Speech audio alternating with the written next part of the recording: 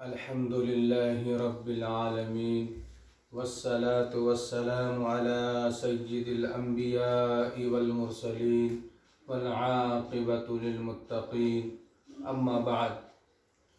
عزیز طلباء، میں نے آپ کو 42 اقسام کتابوں کے بتائے تھے. اس میں سب سے پہلی قسم ہے الجوامع. یہ جامع کی جمع ہے.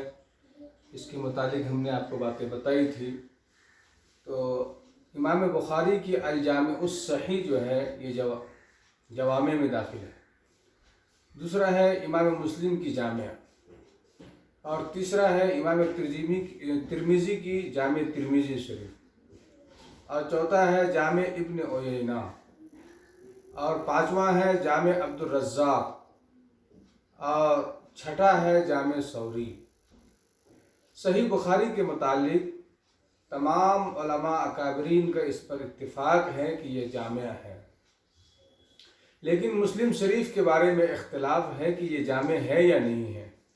بعض حضرات کا کہنا ہے کہ یہ جامع نہیں ہے، لیکن صحیح یہی ہے کہ یہ بھی کتاب جامع ہے، کیونکہ اس میں ابواب ثمانیہ پر تمام چیزیں موجود ہیں، جیسا کہ صاحب قاموس اور کشف الظنون وغیرہ نے اس کو جامع میں شمار فرمایا ہے.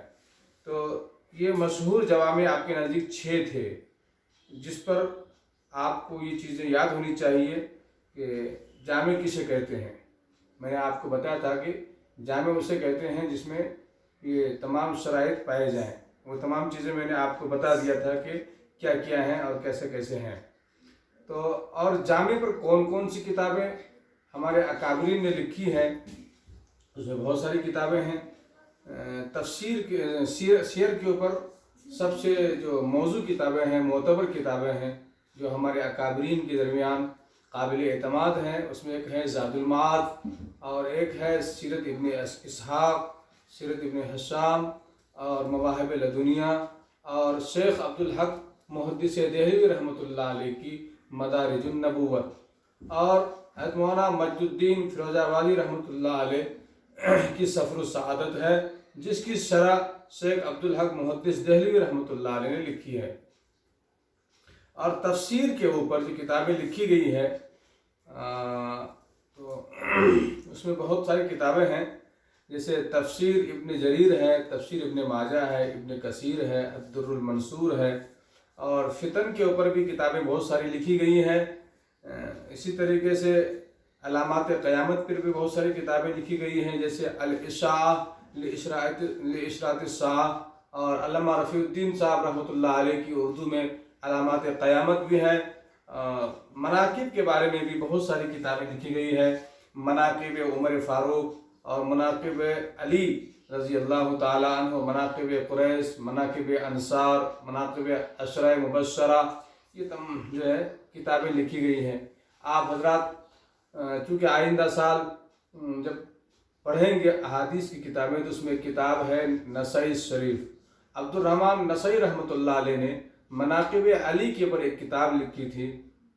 جب وہ کتاب مصنع شہود پر آئی تو لوگ آپ کے بہت مخالف ہوئے، اس لیے کہ آپ نے یہ کتاب ان لوگوں کی تردید میں لکھی تھی جو لوگ حضرت علی رضی اللہ تعالیٰ عنہ کے شان میں گستاخیاں کرتے تھے اور آپ کے تعلق سے غلو میں مبتلا تھے.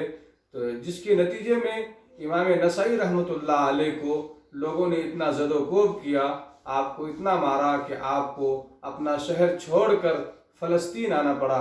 بعض مورخین نے لکھا ہے کہ آپ رحمۃ اللہ علیہ کا انتقال فلسطین میں ہی ہوا، اور بعض لوگوں کا کہنا ہے کہ آپ کا انتقال مدینہ منورہ میں ہوا.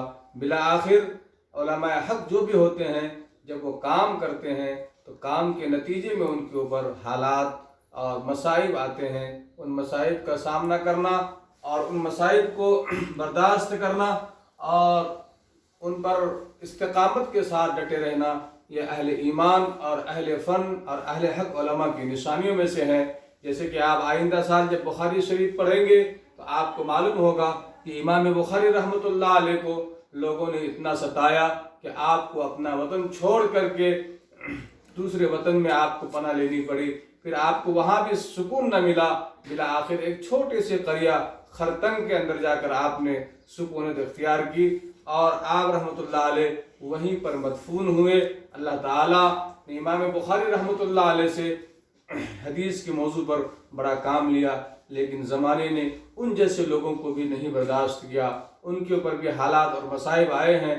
आप भी इल्म हदीस के सीखने सिखाने और इल्म हदीस को हासिल करने के लिए निकले हैं।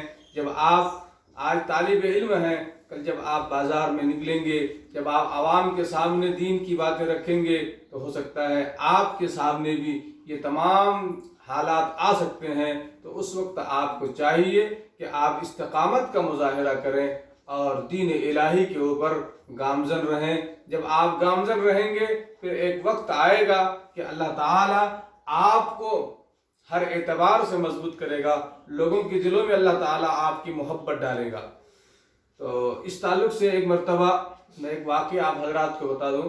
एक मरतबा शाहबाद रोड हैदराबाद के अंदर एक आइडियल स्कूल है, वहाँ पर एक बहुत बड़ा प्रोग्राम हुआ, जिस प्रोग्राम के अंदर हज़रत मौलाना मुफ्ती सईद अहमद साहब पालनपुरी रहमतुल्लाह अलैह, हज़रत मौलाना अबू बकर साहब गाज़ीपुरी रहमतुल्लाह अलैह और हज़रत मौलाना ताहिर हुसैन गयावी साहब दामद बरकातुहुमुल आलिया भी मौजूद थे। तो चंद अकाबिर उलमा बैठे थे, उसमें मैं भी बैठा था।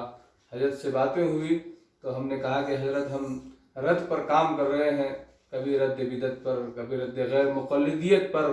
तो हमारे सामने बड़े हालात हैं, कभी अपने ही लोग मुखालिफ हो जाते हैं और कभी हमारे मुसल्ली ही हमसे बिछड़ जाते हैं।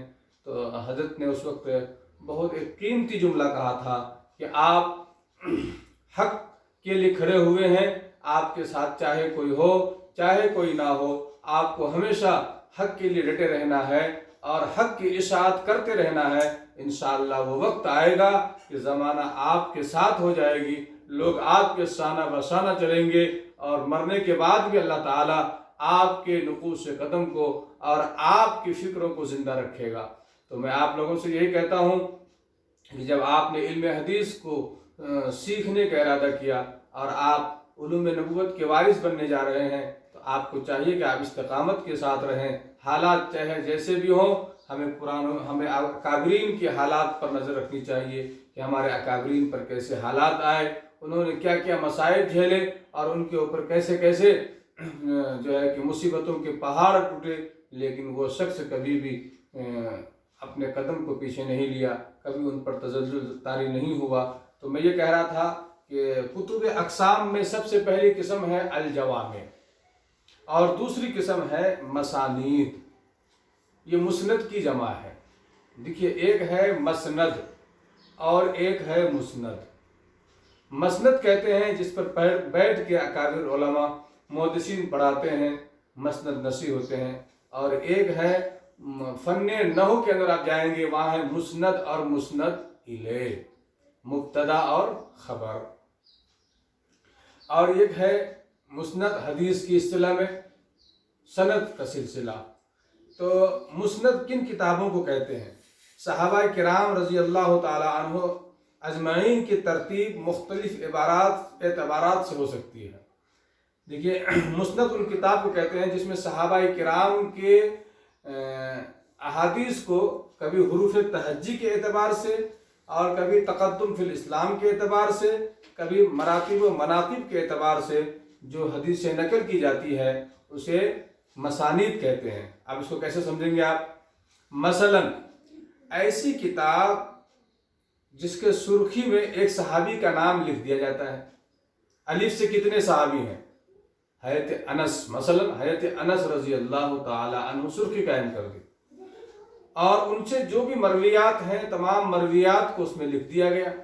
फिर दूसरे सहाबी का नाम, अलिफ का मसला ख़त्म हुआ, फिर बा, इसी तरीके से अलिफ से लेके या तक हुरूफ तहज्जी के एतबार से जो किताबें लिखी जाती हैं उसको मसानीद में उन किताबों का शुमार होता है। दूसरी तरतीब उसकी ये है कि सबसे पहले इस्लाम किसने लाया, जो सबसे पहले इस्लाम लाया उनसे मरवियात जितनी अहादीस है उसको नकल कर दिया जाए। और फिर कभी ऐसा होता है कि مقام و مرتبہ کے حساب سے صحابہ میں سب سے بڑا مقام کس کا ہے، اس کے بعد کون ہے، اس کے بعد کون ہے، جو جس مقام کے ہیں ان کے مقام کے اعتبار سے حدیث کی تخریج اور حدیث کی ترتیب بنائی جاتی ہے اور اسی حساب سے لکھا جاتا ہے۔ تو ایسی جو احادیث ہوتی ہے جس میں مقام اور مرتبے کا لحاظ کیا جاتا ہے، اس میں خلفائے راشدین کو ترجیح ہے، ان کی مرویات کو پہلے لکھا جاتا ہے۔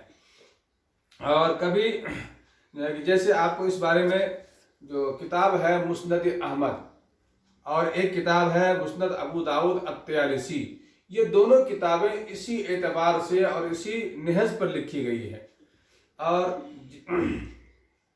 کبھی مسند کا اطلاق جو ہے نا ایک صحابی کے مرویات پر بھی ہو جاتا ہے، کسی ایک صحابی کا آپ نے نام لکھا اور اس صحابی کے جتنی بھی مرویات ہیں ان کو لکھ دیا گیا، مثلا مسند ابی بکر، یہ تمام چیزیں ایسی ہیں۔ لیکن یہ تو مسند کی تعریف ہوئی، تو مسند پر کتنی کتابیں، مسانید پر کتنی کتابیں لکھی گئی، مسانید کی ترتیب پر کتنی کتابیں لکھی گئی ہیں، تو علماء نے لکھا ہے کہ مسند کے اوپر جو کتابیں لکھی گئی ہیں جو زیادہ تر مشہور ہیں وہ 6 کتابیں ہیں۔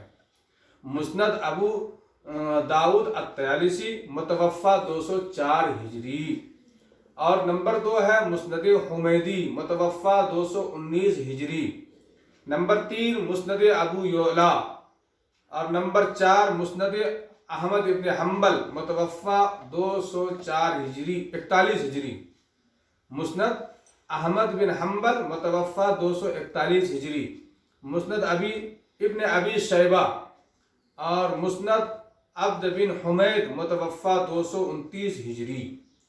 تو آپ کو 2 چیزیں معلوم ہو گئی، ایک جوامع کسے کہتے ہیں، دوسرا مسانید کسے کہتے ہیں۔ تیسرے نمبر کی جو کتاب ہے، جو اصطلاح ہے، وہ ہے معاجم۔ معاجم ان کتب کو کہا جاتا ہے، کتب حدیث کو، جن کی تصنیف میں حروف تہجی کی رعایت رکھتے ہوئے لکھی جائے، راویان حدیث کی روایات کو جمع کیا گیا ہو، اس کی ترتیب میں خواہ صحابہ کی ترتیب کا اعتبار کیا گیا ہو، خواہ مشائخ کی ترتیب کا لحاظ رکھا گیا ہو، خواہ شیوخ علم و فضل کا اعتبار کیا گیا ہو۔ اس موضوع پر بھی کافی ساری کتابیں لکھی گئی ہے۔ اس سلسلہ میں امام طبرانی رحمۃ اللہ علیہ متوفہ 360 ہجری کی معاجم ثلاثہ بہت زیادہ مشہور ہے۔ ان کی کتاب المعجم الکبیر کی ترتیب اسماء صحابہ کے اعتبار سے ہے، اور معجم اوسط اور معجم صغیر، ان دونوں کی ترتیب جو ہے وہ شیوخ کے اعتبار سے ہے۔ اب چوتھی جو چیز ہے وہ ہے اجزاء۔ اس الاجزاء ان کتب حدیث کو کہتے ہیں جس میں کسی ایک مسئلے کو بیان کیا جائے، جیسے امام بخاری رحمۃ اللہ علیہ کی جز رفع یدین اور جز قراءت خلف الامام۔ 5ویں چیز ہے الرسالہ۔ الرسالہ کہتے ہیں کہ کسی شیخ کی، کسی استاد کی تمام مرویات کو اس میں نقل کر دی جائے اور جمع کر دیا جائے۔ لیکن صحیح بات یہ ہے کہ الرسالہ کوئی مستقل چیز نہیں ہے، بلکہ یہ بھی جو ہے الاجزاء میں ہی اس کا شمار ہوتا ہے، جس کو پہلے لوگ الاجزاء کہتے تھے، بعد کے علماء نے اسی کا نام الرسالہ رکھ دیا ہے۔ اور چھٹی چیز ہے اربعینات۔ حدیث میں آتا ہے کہ جو آدمی 40 حدیثیں یاد کر لے، کل قیامت کے میدان میں ان کا شمار جو ہے علماء میں ہوگا۔ دیکھیے، یہ جو حدیث ہے جس کو شعب الایمان میں امام بہقی رحمۃ اللہ علیہ نے نقل کیا ہے، من حفظ علی امتی 40 حدیثا فی امر دینہا بعثہ اللہ فقیہا وکنت لہ یوم القیامت شافعا و شہیدا۔ جو شخص میری امت کے لیے 40 حدیثوں کو محفوظ کر لے، وہ قیامت کے دن علماء کے زمرے میں ہوگا۔ حالانکہ یہ حدیث ضعیف ہے، لیکن اس کے باوجود چونکہ اس میں بہت بڑی فضیلت ہے، بہت بڑا انعام اللہ تعالیٰ نے رکھا ہے، اسی وجہ سے اکابر علماء نے اس کے اوپر بڑی محنت کی ہے، اور اکابر علماء نے احادیث کو جمع کرنے کا بڑا اہتمام فرمایا ہے۔ سہل حدیث جن علماء اکابرین نے لکھا ہے ان میں سے ایک ہیں حافظ ابن حجر رحمۃ اللہ علیہ، دوسرے ہیں امام نووی رحمۃ اللہ علیہ، اور تیسرے ہیں شاہ ولی اللہ محدث دہلوی رحمۃ اللہ علیہ۔ ان لوگوں نے لکھی ہے اور ان کو جمع بھی فرمایا ہے۔ اور 7ویں نمبر پہ ہے کتاب العقائد۔ کتاب العقائد کسے کہتے ہیں؟ کتاب العقائد کتب حدیث کی وہ قسم ہے جس میں عقائد کی روایتیں بیان کی جائیں۔ مثلا امام بہقی رحمۃ اللہ علیہ کی کتاب ہے الاسماء والصفات، ابن خزیمہ کی کتاب التوحید ہے، اور اسی طریقے سے امام بخاری رحمۃ اللہ علیہ کی خلق افعال العباد بھی ہے۔ یہ تمام وہ کتابیں ہیں جس میں اللہ تعالیٰ کی ذات اور صفات پر بحث کی گئی ہے۔ 8ویں نمبر ہے کتاب الاحکام۔ یہ وہ کتب ہیں جن میں فقہی مسائل سے متعلق روایات ذکر کی جاتی ہیں، جیسے صحاح ستہ، احکام صغریٰ، احکام کبریٰ۔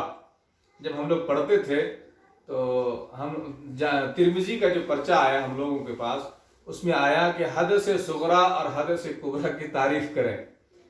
تو حدث صغریٰ اور حدث کبریٰ ایسی جامع چیز ہے کہ اگر اس پر انسان بحث کرے تو ایک مستقل کتاب ہو سکتی ہے۔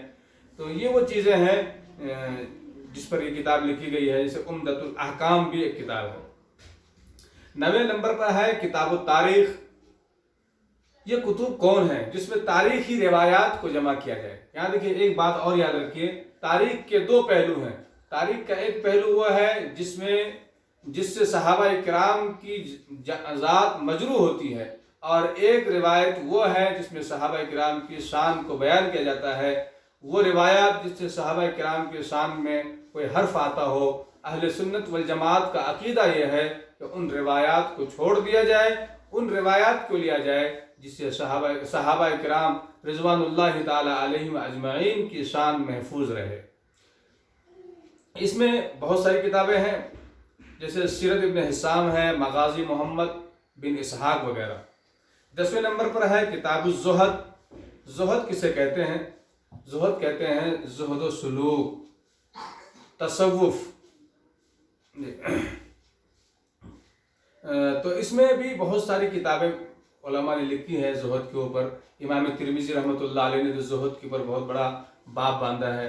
اور 11ویں نمبر پر ہے کتاب الآداب، جس میں کھانے پینے چلنے پھرنے اور زندگی گزارنے کے تمام روایتیں موجود ہوں، جیسے امام بخاری رحمۃ اللہ علیہ کی الادب المفرد ہے۔ اور 12ویں نمبر پر ہے کتاب الفتن۔ کتاب الفتن میں بھی وہ کون سی روایت ہوتی ہیں جس میں فتنوں کے متعلق کیسے کیسے فتنے آئیں گے رسول اللہ صلی اللہ علیہ وسلم کے بعد، علماء سو کیسے ہوں گے، لوگوں میں بدزنی کیسے پیدا ہوگی، لوگ علماء کو کیسے چھوڑ دیں گے، اور نئے نئے فتنے کیسے جنم لیں گے، اور پھر اس کے لیے اللہ تعالیٰ مجدد کا انتخاب فرمائے گا۔ ہر 100 سال کے سرے پہ اللہ تعالیٰ ایک مجدد بھیجے گا جو تمام قسم کے فتنوں کو اور تمام قسم کی بدعات کا رد کرے گا، اور دین میں تجدید کر کے دین کو پھر خالص کرے گا۔ اور 13ویں نمبر پہ ہے مشیخہ۔ مشیخہ وہ کتابیں کہلاتی ہیں جن میں ایک یا چند شیوخ کی روایتیں جمع کر دی جائیں، خواہ وہ روایت کسی بھی مسئلے سے تعلق رکھتی ہوں، جیسے مشیخہ ابن بخاری، مشیخہ ابن القاری، مشیخہ عبداللہ بن حیدر قزوینی۔ لفظ مشیخہ جو ہے یہ شیخ کی جمع ہے، مشیخہ کی جمع مشیخات آتی ہے۔ اور 14ویں نمبر پہ ہے الافراد والغرائب۔ ان کتب حدیث کو کہتے ہیں جس میں کسی ایک شخص کے تفردات کو جمع کر دیے جائیں۔ دیکھیے تفردات کسے کہتے ہیں؟ جو متبحر عالم ہوتے ہیں، جسے اللہ تعالیٰ علم کلام میں، علم تفسیر میں، علم حدیث میں، علم تاریخ میں، فنون میں جس کو اللہ تعالیٰ مہارت تامہ دیتا ہے، ان کے کچھ تفردات ہوتے ہیں۔ جیسے آج کے زمانے میں ابھی تھوڑے ہی مہینے ہوئے ہیں مفتی زرولی خان رحمۃ اللہ علیہ ہو گئے، ان کے بھی بہت سارے تفردات ہیں۔ جیسے ان کی ایک تفرد یہ ہے 6 شوال کا روزہ، اور اسی طریقے سے اجرت کا مسئلہ، اور بہت سارے مسائل میں حضرت کا تفرد رہا ہے۔ اسی طریقے سے حضرت مدنی رحمۃ اللہ علیہ، حضرت مدنی رحمۃ اللہ علیہ کا بھی تفرد یہ تھا کہ وہ تہجد کی نماز با جماعت پڑھنے کے قائل تھے، لیکن چونکہ وہ ان کا تفرد تھا، علماء نے اس کو تسلیم نہیں کیا۔ وہ ان کا تفرد ہے، وہ ان کی اجتہاد ہے، ان کے لیے عمل کرنا جائز ہے، لیکن عام انسانوں کے لیے اس کی درست نہیں ہے۔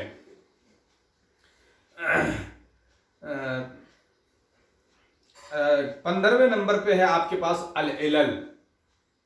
علل کہتے ہیں ان حدیث کی کتابوں کو جس میں سند پر کلام کیا گیا ہو، اور یہ موضوع بہت ہی زیادہ نازک ہے۔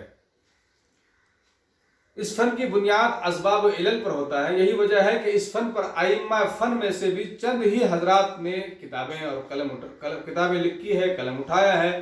مثلا ابن مدینی، امام احمد ابن حنبل رحمۃ اللہ علیہ، امام بخاری، امام ابو حاتم، امام دار قطنی نے اس پر کتابیں لکھی ہے۔ امام ابو مدینی رحمۃ اللہ علیہ متوفہ 234 ہجری، ان کی کتاب ہے کتاب العلل۔ امام احمد ابن حنبل رحمۃ اللہ علیہ متوفہ 241 ہجری، ان کی کتاب ہے العلل و معرفت الرجال۔ امام بخاری رحمۃ اللہ علیہ کی کتاب ہے کتاب العلل۔ امام مسلم رحمۃ اللہ علیہ کی بھی کتاب ہے کتاب العلل۔ امام ترمذی رحمۃ اللہ علیہ متوفہ 270 ہجری کی علل صغیر، جو ترمذی کے آخر میں ملحق ہے۔ امام ترمذی رحمۃ اللہ علیہ کی علل کبیر ہے، یہ ایک مستقل کتاب ہے۔ اور امام ابن حاتم رحمۃ اللہ علیہ کی علل الحدیث۔ امام دار قطنی رحمۃ اللہ علیہ متوفہ 384 ہجری کی کتاب ہے العلل الواردہ فی احادیث النبویہ۔ اس فن میں سب سے جامع ترین کتاب لکھی جاتی ہے۔ ابن جوزی رحمۃ اللہ علیہ کی کتاب ہے العلل المتناہیہ فی احادیث الواہیہ، مشہور کتاب۔ اور 16ویں نمبر پر جو ہے وہ ہے الاطراف۔ الاطراف وہ کتب حدیث ہیں جن میں احادیث کی صرف اول اور آخر کے الفاظ کو نقل کیا جاتا ہے، جس سے پوری حدیث کو پہچانا جا سکے، اور آخر میں اس حدیث کا حوالہ ذکر کر دیا جاتا ہے کہ یہ جو ہم نے ٹکڑا پڑھا ہے یہ فلاں کتاب میں ہے۔ اس کا فائدہ یہ ہوتا ہے کہ بسا اوقات ایک شخص کو کسی حدیث کے اول و آخر کے الفاظ تو یاد ہوتے ہیں لیکن پوری حدیث یاد نہیں ہوتی، اس کی اسنادی حیثیت کا علم ہوتا ہے۔ ایسے مواقع پر صرف اطراف کی کتب حدیث کا جو ہے نشان لگا دیا جاتا ہے، حدیث پڑھ دی جاتی ہے اور حوالہ دے دیا جاتا ہے کہ یہ حدیث کا ٹکڑا فلاں کتاب میں ہے۔ اس پر بھی علماء نے بہت ساری کتابیں لکھی ہیں۔ اطراف الصحیحین، یہ حافظ ابراہیم محمد بن ابو مسعود مسقی رحمۃ اللہ علیہ کی کتاب ہے۔ اشراف علی معرفت الاطراف، یہ حسین بن علی بن حسین بن عساکر کی کتاب ہے جو سنن اربع سے متعلق ہے۔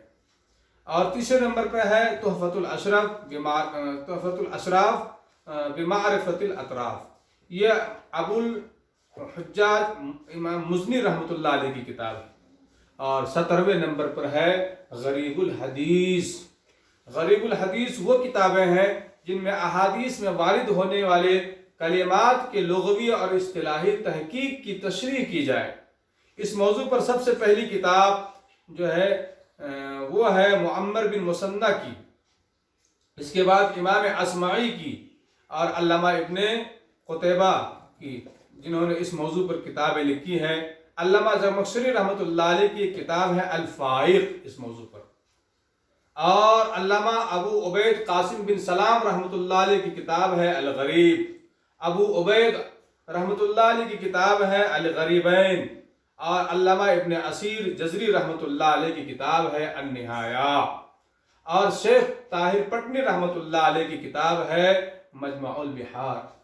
ایک مرتبہ ہمارا جماعت میں جانا ہوا، ہم گجرات گئے پالنپور کے علاقے میں، اور گٹھامن سے ہوتے ہوتے ہم پٹن پہنچے۔ پٹن میں ایک مدرسہ ہے، وہاں بہت بڑا 450 سال پرانا مدرسہ ہے، اور مدرسے کے آگے آپ کچھ دور جائیں گے وہاں ایک تالاب ہے، اور اس تالاب کے کنارے حضرت علامہ طاہر پٹنی صاحب رحمۃ اللہ علیہ کے آخری آرام گاہ ہے۔ حضرت کے مزار پہ میرا جانا ہوا، بہت دیر تک حضرت کے مزار پر بیٹھے، کیونکہ ہماری جماعت تھی اور اس جماعت میں تقریباً علماء حضرات تھے اور ہمارے سب دوست احباب تھے۔ چونکہ میں حضرت علامہ طاہر پٹنی رحمۃ اللہ علیہ کی قبر پہ گیا، اور اس سے ہم زیادہ دلچسپی تھی کیونکہ ان کی کتابوں سے ہم نے استفادہ کیا تھا، ان کی کتابیں ہم نے پڑھی تھی اور ان کا نام ہم نے سنا تھا۔ جب ہمیں معلوم ہوا کہ ہماری جماعت پٹن جا رہی ہے تو بہت خوشی ہوئی کہ اس شخصیت کے شہر میں جانے کا موقع ملا۔ پھر وہاں پر ہم نے دیکھا کہ شہر کے ایک طرف میں ایک بہت بڑا مندر ہے، اور وہ مندر بہت گہری سی جگہ اوپر تک ہے، تاریخی شہر ہے پٹن بھی۔ بالآخر علامہ طاہر پٹنی صاحب رحمۃ اللہ علیہ اسی شہر کے ہیں، جس کی کتابیں ہیں مجمع البحار، یہ کتاب 5 جلدوں کے مشتمل ہے۔ 18ویں نمبر پہ ہے مشکل الحدیث، اس قسم مشکل الاثار، تو اس پر بھی علماء نے بہت ساری کتابیں لکھی ہے۔ مشکل الحدیث اور اس نو کو شرح الاثار، علم تعویل الحدیث اور مختلف الحدیث بھی کہتے ہیں۔ اس کتب کا موضوع وہ روایات ہیں جو بظاہر متعارض ہیں، یعنی مشکل الحدیث میں ان روایات کو ذکر کیا جاتا ہے جو بظاہر متعارض ہیں، ان کتب میں متعارض احادیث کی تطبیق اور مشکل المراد اور احادیث کی جو ہے کہ تعین کی جاتی ہے۔ کبھی ایسا لگتا ہے کہ 2 حدیث میں تضاد ہے، 2 حدیث میں جو ہے کہ کچھ فرق نظر آ رہا ہے، لیکن جو اللہ تعالیٰ نے جن کو وہ صلاحیت دی ہے ان کو کوئی تضاد نہیں نظر آتا ہے، لیکن عوام کو سمجھانے کے لیے اکابر علماء نے اس میں اتفاق کی رائے کیا ہے، اس میں جو چیزیں ہو سکتی ہیں ان دونوں کو جوڑنے کے لیے، دونوں مرویات میں کوئی اختلاف نظر نہ آئے، ایسی چیزوں کو اس میں ذکر کیا جاتا ہے۔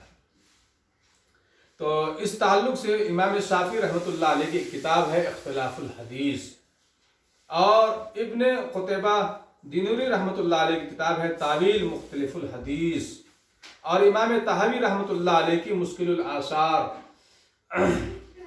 مشکل الاثار بھی اس پہ امام طحاوی کی شرح معانی الاثار بھی ہے، اور امام طحاوی کی ایک اور کتاب ہے مشکل الاثار، یہ اسی موضوع پر بہت زیادہ ہی جو ہے کہ کامیاب کتاب ہے۔ امام طحاوی رحمۃ اللہ علیہ کی جو حالات ہیں، جب آپ طحاوی شریف پڑھیں گے تو آپ کو معلوم ہوگا کہ وہ کیسے پیدا ہوئے، ان کے والدہ کا انتقال کیسے ہوا، ان کے والدہ شافعی المسلک تھی، اس کے والد صاحب حنفی المسلک تھے، پھر وہ تمام تفصیلی واقعات آپ کے سامنے آئے گا کہ امام طحاوی رحمۃ اللہ علیہ پھر کیسے دنیا میں تشریف لائے، پھر اللہ تعالیٰ نے آپ کو علم کا وہ ذخیرہ، علم نبوت کا وہ خزانہ عطا فرمایا کہ آپ نے طحاوی شریف جیسی اہم کتابیں تصنیف فرمائی ہے۔ اسباب الحدیث 19ویں نمبر پہ ہے۔ اسباب الحدیث، حدیث میں ان کی وہی حیثیت ہے جو تفسیر میں اسباب النزول کی حیثیت ہے، یعنی اس میں قولی حدیث کا سبب اور ورود بیان کیا جاتا ہے کہ آپ صلی اللہ علیہ وسلم نے کون سا ارشاد کن حالات میں کس موقع پر کیسے کہا ہے، اس میں وہ باتیں بیان کی جاتی ہے۔ مثلا کوئی آیت ہے، یہ آیت کب نازل ہوئی، اس کا شان نزول کیا ہے، یہ حدیث کب اللہ کے نبی نے کہی، کس موقع پر کہی، وہاں پر کون لوگ موجود تھے، اور اس میں کیا کیا حالات ہیں، وہ تمام چیزیں لکھی جاتی ہیں۔ اس موضوع پر بھی بہت ساری کتابیں لکھی گئی ہیں، اور اس پر سب سے زیادہ جو ہے امام سیوطی، جلال الدین سیوطی رحمۃ اللہ علیہ نے کتابیں لکھی ہے۔ اور 20ویں نمبر پہ ہے الترتیب۔ الترتیب وہ کتاب ہے جس میں دوسری غیر مرتب کتابوں کی احادیث کو کسی خاص ترتیب پر جمع کر دیا جائے، جیسے امام ابن کثیر رحمۃ اللہ علیہ کی ترتیب مسند احمد، اسی طرح ابن مجیب رحمۃ اللہ علیہ نے مسند احمد کو حروف کے اعتبار سے ترتیب دیا ہے۔ آخری دور میں علامہ ابن سعاقی رحمۃ اللہ علیہ نے مسند احمد کو الفتح الربانی کے نام سے ابواب کی ترتیب پر مرتب کیا۔ اور 21ویں نمبر پہ ہے الزوائد۔ الزوائد اس سے مراد وہ کتابیں ہیں جس میں کسی دوسری کتابوں کی طرف کی صرف وہ احادیث جمع کر دی جائیں جو صحیحین میں موجود نہیں ہیں۔ الزوائد اس سے مراد وہ کتابیں ہیں، الزوائد سے مراد وہ کتاب ہے جس میں کسی دوسری کتاب کی صرف وہ احادیث جمع کی جائے ہو جو صحیحین میں موجود نہیں ہے۔ مثلا حافظ مقتائی رحمۃ اللہ علیہ کی کتاب زوائد ابن حبان علی الصحیحین۔ اور 22ویں نمبر پہ ہے الامالی۔ پہلے زمانے میں تدریس کا، سبق پڑھانے کا جو طریقہ ہوتا تھا، استاد اپنی یاد کی ہوئی حدیثیں شاگردوں کو املا کراتے تھے، لکھاتے تھے۔ اسی طرح شاگرد کے پاس جو مجموعہ تیار ہوتا تھا اسے شیخ کی امالی کہتے ہیں، چنانچہ حافظ ابن حجر کی امالی مشہور ہے، جو طباعت کا رواج عام، جب طباعت کا یعنی چھاپنے کا رواج جب عام ہو گیا تو احادیث کے تدریس جو املا کا طریقہ تھا وہ اب باقی نہیں رہا۔ باقی جو ہے یہ کتنے ہو گئے بھائی؟ 22 ہو گئے، باقی جو 20 ہے انشاءاللہ یہ 20 جو ہے وہ آپ کو ہم کل پڑھائیں گے انشاءاللہ تعالی۔ وآخر دعوانا الحمدللہ۔